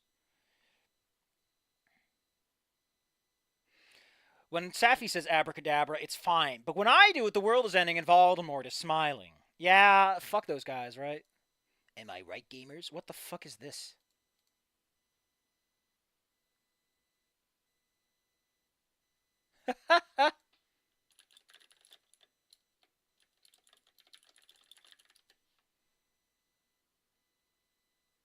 Just fucking yeeted that man off a roof.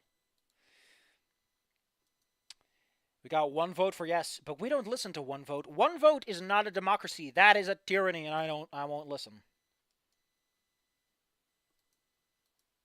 You know, just sitting kind of jorking it.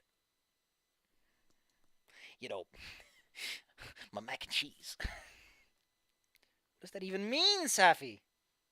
I give a little wink. You know, I kind of feel like doing a RuneScape series. Like, I buy membership for a year and I get a new character. I've already done an Iron Man, and I really don't give a shit about... Like, Iron Man in RuneScape 3 is fantastic. I'm not talking OSRS, but I want to do one for that one and just take all the bonuses along so that I can move along a little faster and just have a little fun. Reminisce and think about things and give my experience on why I think that old school RuneScape needs to get his fucking head out of its ass. Oh no, we can't change smithing because then we take away the prestige. Fuck off! That's nostalgia bait, you dingus. You're just terrified of having to do actual work. You just want to work on Valamor and Zaya.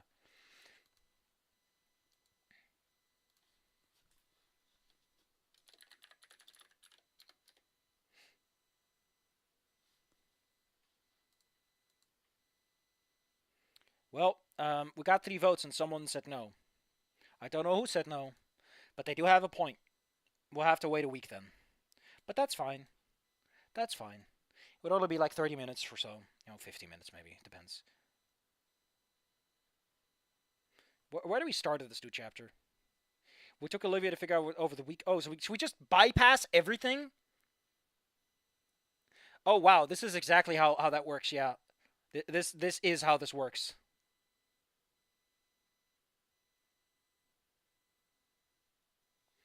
Okay, this is not a bad summary. I just think it's a weird place to do one, considering how much...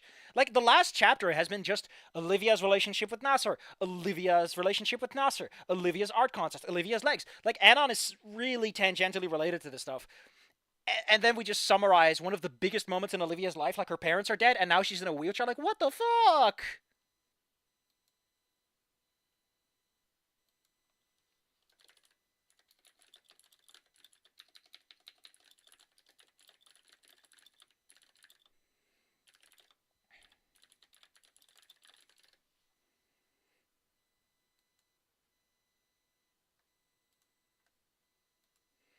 Holy shit. I love this guy. Jalapeno, the fire gecko. I need to share him everywhere. The world has a right to know. Well, I guess we're not doing, because I don't listen. I want a super majority. I want a sexy majority. I want a majority that makes me say ba ba ba ba ba ba ba ba ba ba ba. Let's see. Wow, so we get a mini segment chapter where she gets her wheelchair and she's like, okay, I'm in a wheelchair, and then it's over.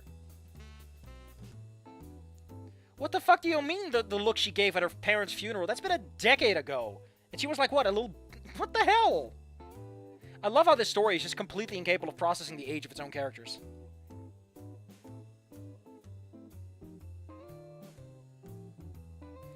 And then we get a really weird, sweet moment, which works for Anon, I guess, but I'm just like, what a weird thing. This is about Olivia, not Anon. We get some Japanese nerd stuff.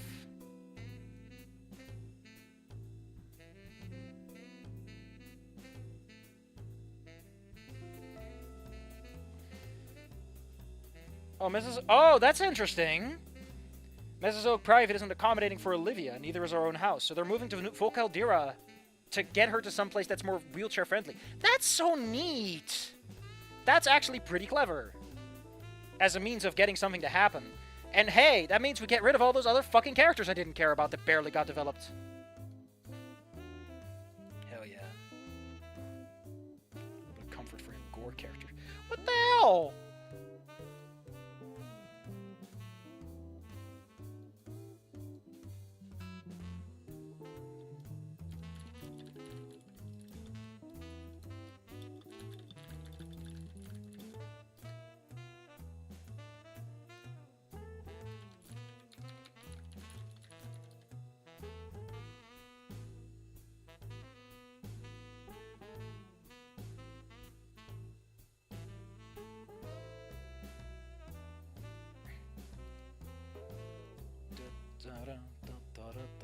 So anyway, the next chapter, something looks like it's actually going to happen. Which is nice, because I've had enough of nothing happening, and character development being effectively sidestepped. I think the reason I've been able to keep it so cool compared to yesterday is because the writing is at least doing something. And nothing is more annoying than an extremely boring ride. If you're gonna be hot dog shit, be exciting dog shit. That way, I don't think it's dog shit anymore. And the squablum has fixed itself. Not a squablum.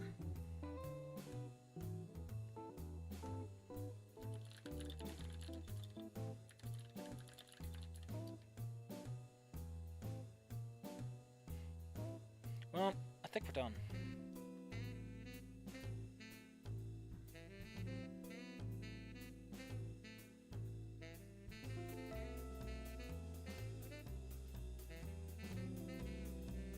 I really need to finish Ranger in the Fog. I had some energy last night, but it was gone by the time I had any opportunity to do anything with it. So yeah, next time, Chapter 11 looks like it's going to pick up a little. We're not going to declare Chapter 11 bankruptcy, don't worry about it.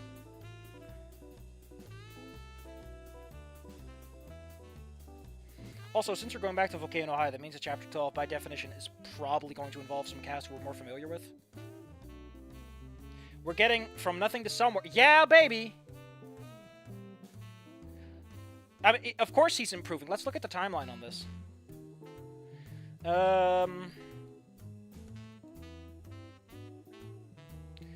No, there was like a week between this, so it's like the gradual process, and now you just kind of taste it. How the fuck did this man take 2 days to write Chapter 6? This guy doesn't quit when he really should and take some time to breathe.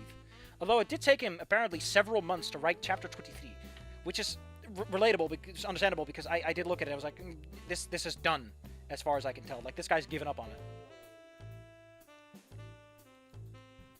But hey, like I said, I'd rather it be good and me be a big fucking idiot than that I have to bore myself to death. You know how it goes, Luigi.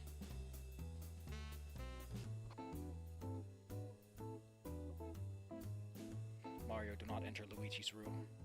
You don't like what's in there. Can't wait to get Nas. Go after the living smoke machine.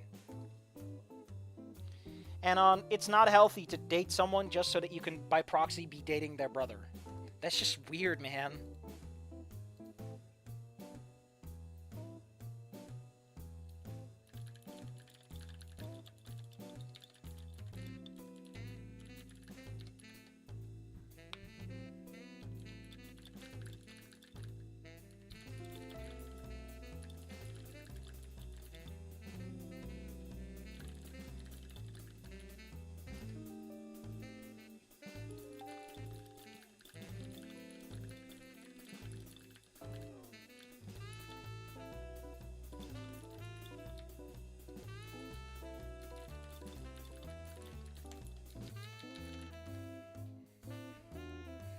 Well, Reed's dank. Oh, we talk.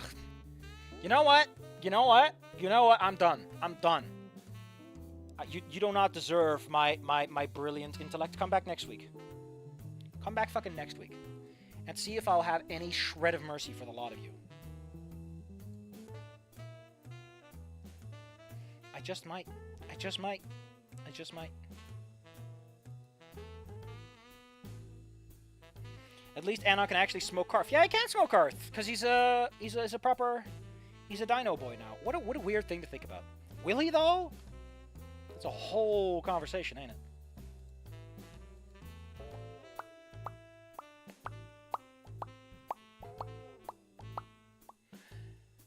Tomorrow I gotta do groceries, and there's nothing I can do to change it. Thank you all for coming. Remember to come back next week. Things are looking up. It looks like we're going to start seeing something at least tolerable, which is a hell of a lot better. Some plot's going to happen. Anon's going to move. Olivia's going to have to deal with situations and consequences. Sure, and again, it's so goddamn stupid that Anon's like, this was my fault. Fuck off. It would be his fault if he caused something. Like, he drops her when he was running off after Nasser. Like, you could set it up. I don't know. It's like, there's so many ways to make this work a bit better and make Anon responsible. Like, oh no, I caused this. And then he gets emo because he's like, I caused this. I'm the reason things got worse. I can't fix, you know, that's a good reason for a relapse. I'm just saying, this writer has successfully avoided and dodged every opportunity to make the story better, and that's impressive. But he's getting worse at dodging, so that's good.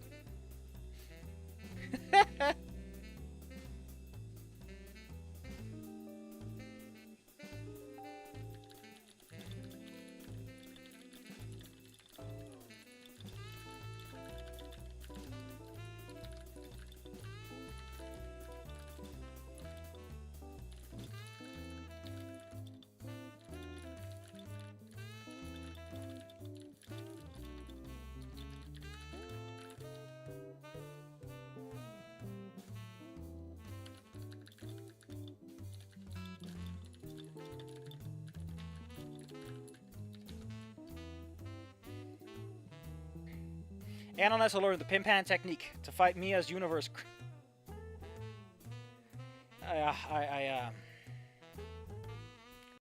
Music and Anon's is God's strongest soldier. So he gets the...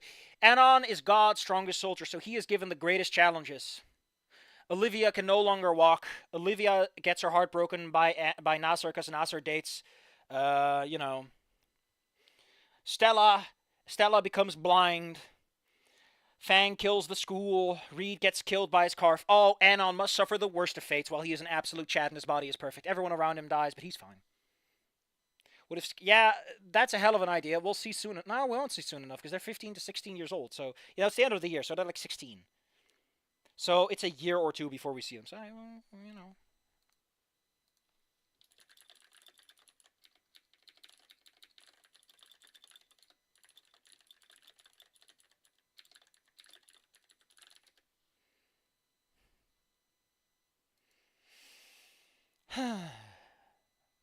I mean, you could make the story that, like, everyone around Anon gets fucked up because he's so... Like, he's trying the best to make everyone's lives better, but by proxy, he makes everyone's lives worse. You can do that. You can make that the story. But this story doesn't make that work. Anon isn't responsible enough, and it's not tied back, so he just looks like an asshole.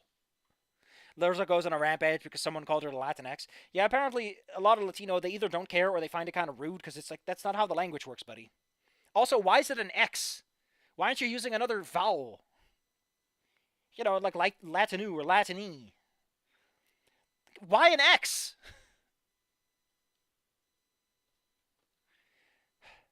Also, can I point out that if it's Latinx, right, then it would be Latin... no, it's like Mexico. Mexico. So it's a Latin... Latin. Not Latinx. It's so weird. Like, it's not just disrespecting the language in terms of how the gendered nouns work. It's disrespecting it in terms of how, like, it interprets consonants. It's... I put up my fists. I'm gonna throw hands.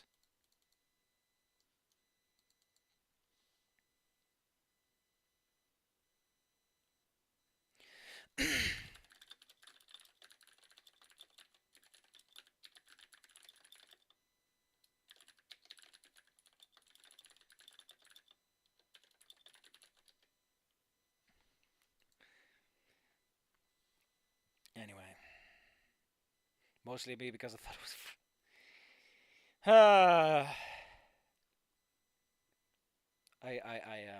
I'm gonna go and end the stream and plan for next weekend, yeah. I'll see you all then, I hope. I should have stopped the recording earlier. What the fuck was I thinking? Mostly be because I thought it was... I'm gonna go and end the stream and plan for next weekend, yeah. I'll see you all then, I hope. I should have stopped the recording earlier. What the fuck?